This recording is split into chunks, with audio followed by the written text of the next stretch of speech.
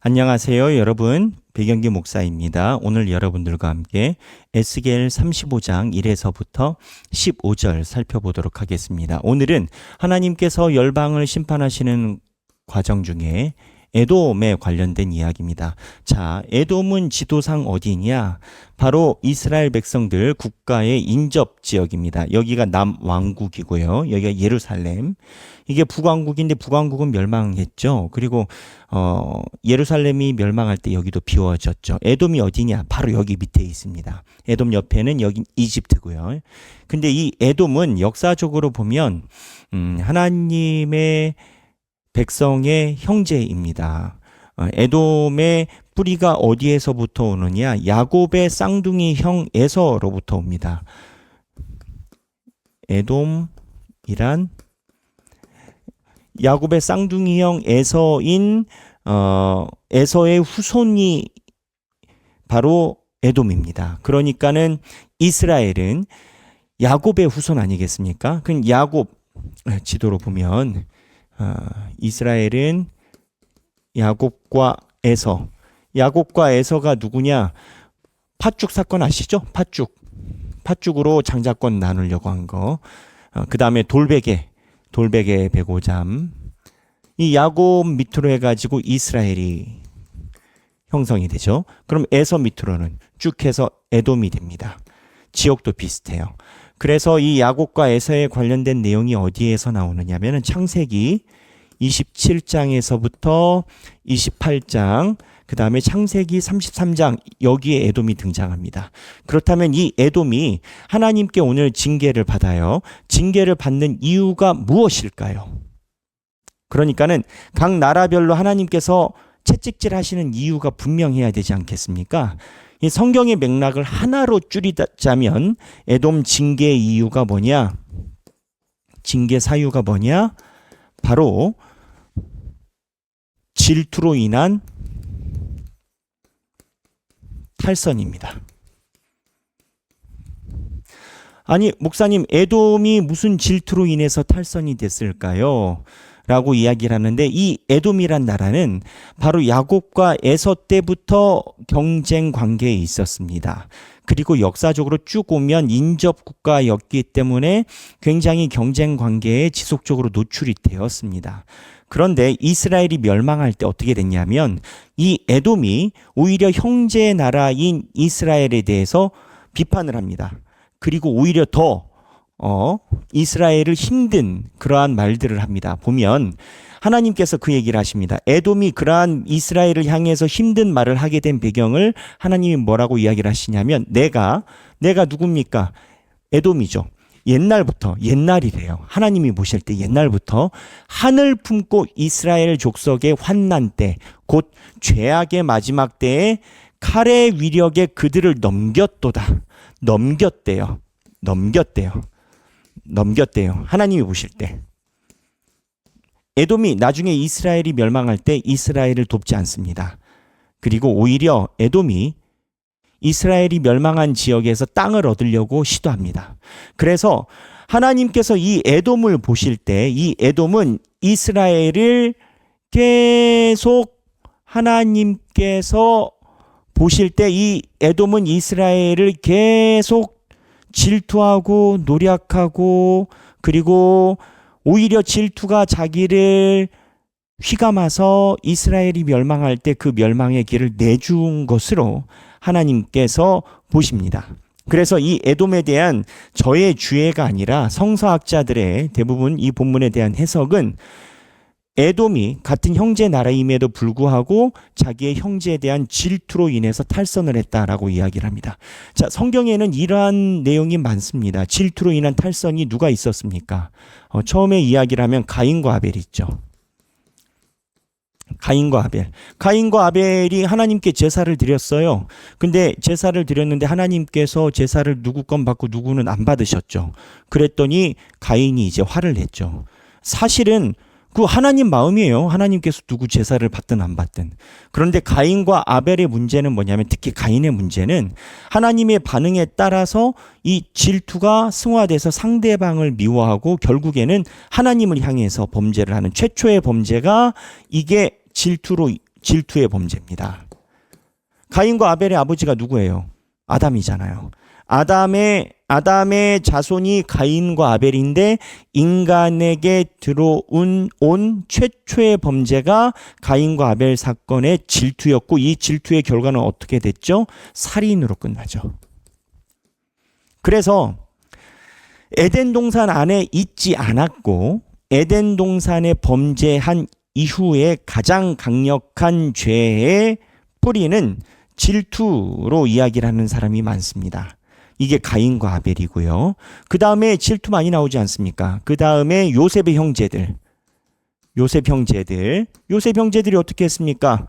요셉을 질투하고 시기 질투해가지고 팔아넘겼죠. 이 시기 질투의 사항, 이 요셉의 아버지 야곱 때도 마찬가지고요.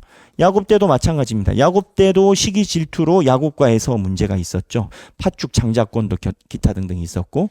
그래서 성경에 보면 이 질투와 시기 질투에 대한 영적인 흐름을 성경이 계속 이야기를 합니다. 교회도 마찬가지예요. 교회도 이러한 질투로 인한 영적인 흐름이 언제나 교회는 있다라고 생각을 해야 됩니다. 왜? 성경에 있으니까. 그래서 이거에 대해서 에돔이 탈선을 합니다. 그럼 탈선은 어떻게 했냐? 에돔이 탈선한 거에 대해서 시편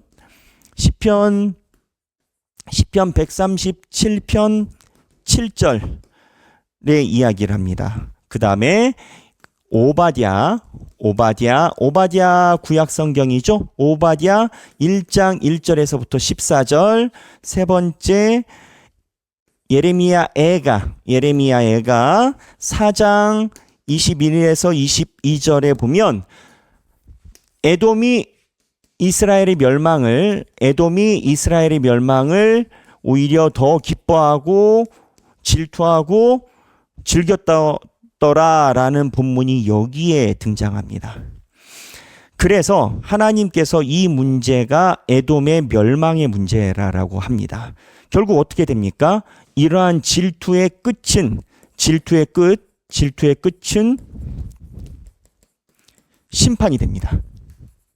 하나님이 에돔을 심판한 이유가 이스라엘을 질투해서 가인과 아벨에게서 있었던 그 범죄의 꼬리를 잡고 있음이라고 하나님께서 보시는 거고 질투의 끝은 심판으로 이야기를 하십니다. 그러면 하나님께서 이 부분을 질투의 끝이 심판으로 일어날 때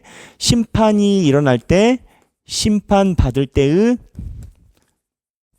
증상, 에돔의 증상을 살펴볼 필요가 있습니다. 심판받을 때 증상은 13절입니다. 13절인데요. 자, 13절을 보면은 이렇습니다. 너희가 나를 대적하여 입으로 자랑하며 나를 대적하여 여러 가지로 말한 것을 내가 들었느니라. 무슨 얘기냐? 질투가 일어나서 했을 때 결국 누구를 대적하느냐? 하나님을 대적하여 입으로 자랑하고 그리고 너희가 하나님을 대적하여 여러 가지로 말하고. 자, 여러분 이 멘탈 흐름을 잘 보세요. 가인과 아벨이 있어요. 가인과 아벨이 처음에 가인이 아벨을 상대를 할 때는 아벨을 향한 질투였어요. 근데 아벨에 대한 질투는 결국 아벨을 이뻐한 것처럼 보이는 하나님에 대한 대적으로 바뀝니다. 그래서 에돔이 이스라엘을 질투를 했지만 결국 하나님에 대한 대적으로 바뀐 거예요. 그래서 에돔이 너희가 내가 누구냐? 하나님을 대적하고 그리고 하나님을 대적한 게 결국 입으로 많은 걸 양산해냈다라는 거죠. 그리고 에돔이 나를 대적해서 여러 가지로 말했다라는 거죠. 그래서 마지막에 질투로 인한 결과는 뭐냐? 질투로 인한 결과가 뭐냐라고 생각을 하면 질투로 인한 현상 결과는 결국 하나님 대적, 두 번째 말을 만들어내는 것.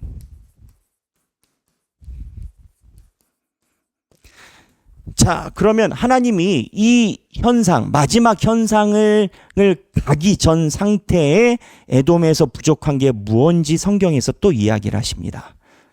에돔이 이 질투의 대상으로 가기 전에 무엇이 부족했고 무엇에서 문제가 발생했는가? 그게 바로 10절입니다.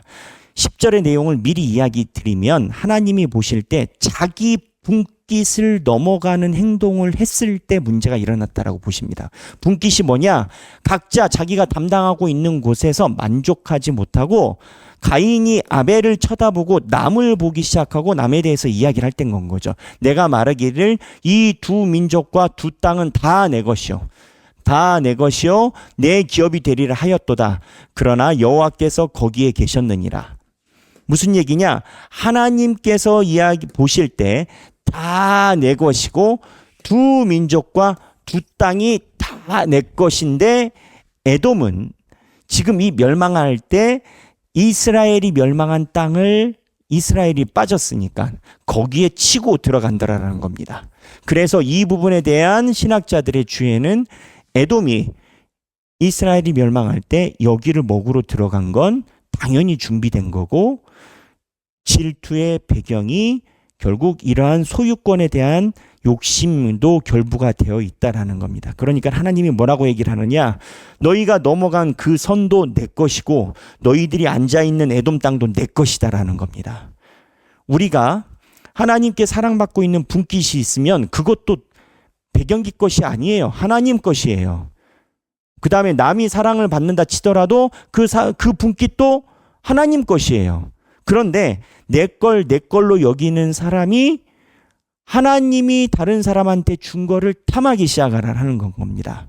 이게 에돔의 기본적인 흐름이고 이 에돔 심판에 대해서 기본적으로 좌우할 것 없이 신학자들이 똑같은 비슷한 견해를 내놓는 부분입니다. 자, 그러면 우리가 생각해 볼 내용이 있습니다. 생각하기. 첫 번째, 에돔은 야곱과 에서에서부터 내려왔다라고 했어요. 질투의 욕심은 모든 것을 무너뜨린다. 두 번째, 질투는 남이 아니라 결국 나를 무너뜨린다. 에돔이 그렇다라는 거고, 세 번째, 질투의 끝은 심판이다. 결국 에돔이 그러한 일을 돌이키지 않고 계속 달려갈 때 하나님이 에돔을 멸망시켰다라고 성경은 이야기를 하고, 하나님이 주신 분깃 외에는 마음에